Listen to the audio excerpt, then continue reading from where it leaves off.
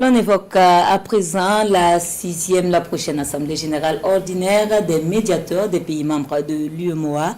La 6e, et on en parle avec Mme Fatimata Sanou Netouré, médiateur du FASO. Une fois de plus, bonsoir. Bonsoir, Mme Ouattara. Est-ce que, d'entrée de jeu, vous pouvez déjà nous situer sur les objectifs de cette rencontre? Merci, Mme Ouattara, de nous recevoir ce soir. Alors, effectivement, nous sommes là pour annoncer la 6e Assemblée générale ordinaire des médiateurs donc, de l'espace UEMOA.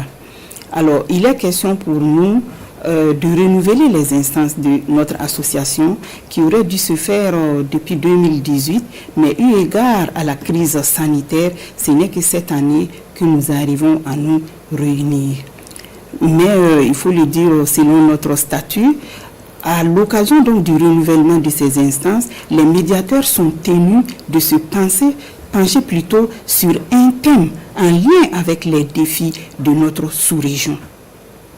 Alors, donc naturellement cette année, nous avons donc décidé, eu égard à la situation, aux crises qui sévissent dans notre sous-région, de nous pencher sur les défis majeurs de l'espace UEMOA. Alors, au terme de ces défis majeurs, nous avons donc retenu de parler donc, de la crise éducative suite à la crise sécuritaire. Et en même temps, nous allons donc nous pencher sur la question de la cohésion sociale, la question de la réconciliation nationale, en tout cas pour voir comment nous pouvons contribuer pour faire, en tout cas, ramener la paix dans notre sous-région. D'accord. Alors, vous parlez de ramener la paix dans la sous-région et vous êtes tous issus des pays membres de cette sous-région. Alors, quelle peut être la portée des décisions qui peuvent être issues, en tout cas, de votre rencontre? Oui, vous savez que les missions traditionnelles des médiateurs du FASO, c'est de régler les dysfonctionnements de l'administration publique. Alors, à côté donc de cette mission, les médiateurs que nous sommes des faiseurs de paix. Donc nous allons au-delà des États. Ce qui veut dire que face aux défis de la sous-région, nous ne pouvons pas rester en reste. On doit contribuer à leur résolution. Justement, c'est pourquoi au cours de cette Assemblée générale, nous allons naturellement parler de la situation de nos pays en difficulté. Et à l'issue, cela sera sanctionné par soit des recommandations, des communiqués et même en tout cas, des déclarations. Qui seront prises en compte par les... Mais bien sûr, ces déclarations sont adressées à qui de droit. D'accord. Et nous vous reviendrons donc en temps opportun. Pour le suivi. Oui. D'accord. Alors, je vous prends au mot. Vous avez parlé tout à l'heure des médiateurs qui sont au-delà des États. Alors, on voit que... Oui, bon, alors, oui, je comprends. Entre guillemets, vous êtes au-delà des États. Alors, est-ce que vous avez, par exemple, la possibilité, en tout cas, d'établir une médiation lorsqu'un pays se retrouve, par exemple, en difficulté vis-à-vis d'une autre instance communautaire ou sous-régionale? Oui, parce que vous savez que le but principal donc de l'association des médiateurs de l'espace UEMOA, c'est d'abord l'approfondissement de l'état de droit. C'est d'abord l'intégration régionale et sous-régionale. À ce titre, je vous informe que à notre dernière rencontre qui s'est tenue en mars à Niamey, nous nous sommes penchés sur la possibilité de mettre en œuvre une plateforme informatique harmonisée dans l'espace UEMOA. Donc, vous voyez la conséquence, c'est qui va permettre donc à notre espace d'être plus performant, d'avoir, en tout cas, face à une réclamation, cela va faciliter l'entraide entre nos différents pays. Donc, d'une manière ou d'une autre, pour une affaire qui se tient dans un pays voisin en Côte d'Ivoire, le médiateur de la Côte d'Ivoire pourrait valablement, à travers cette plateforme, saisir son homologue du Burkina et vice-versa pour faciliter en tout cas le traitement des difficultés qui nous seront soumis. Est-ce que par exemple un pays qui est sanctionné par une instance sous-régionale peut bénéficier de la médiation de cette association des médiateurs? C'est pourquoi justement je disais que nous allons en parler.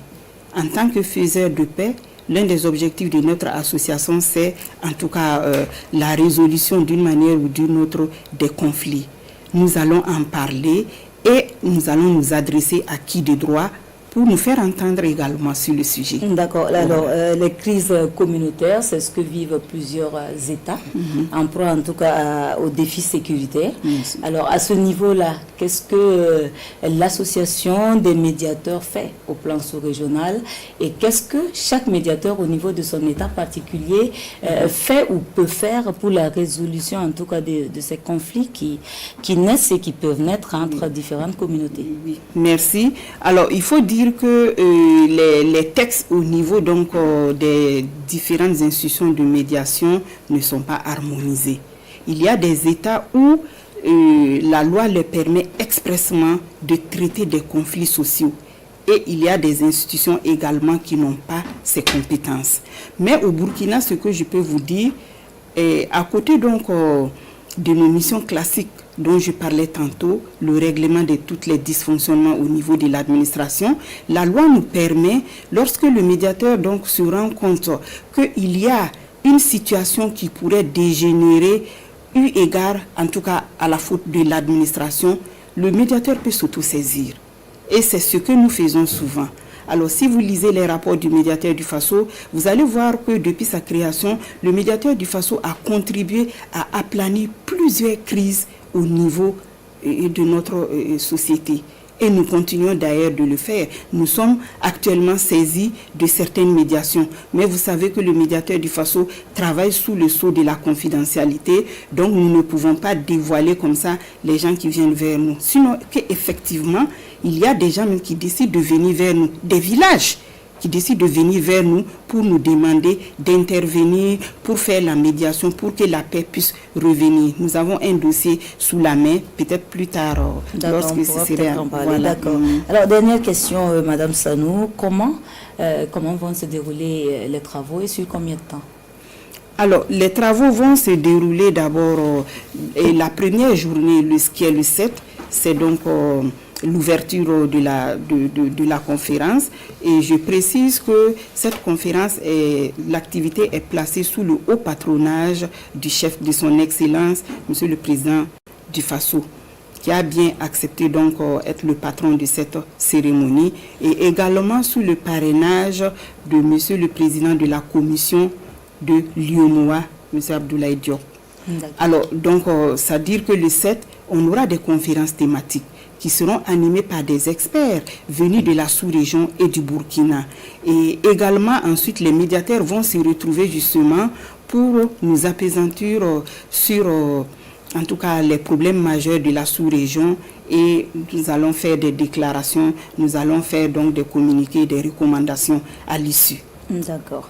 Alors, merci bien, Madame Sanou, d'être venue sur ce plateau. Mais je précise que je suis là en qualité de secrétaire général de l'association des médiateurs de l'espace IEMOA, dont le siège est au Burkina Faso. D'accord. Et le Burkina assure le secrétariat général. Voilà, de façon permanente, et c'est la présidence qui est tournante. D'accord. Merci pour cette précision. Vous restez avec nous pour la suite de cette édition.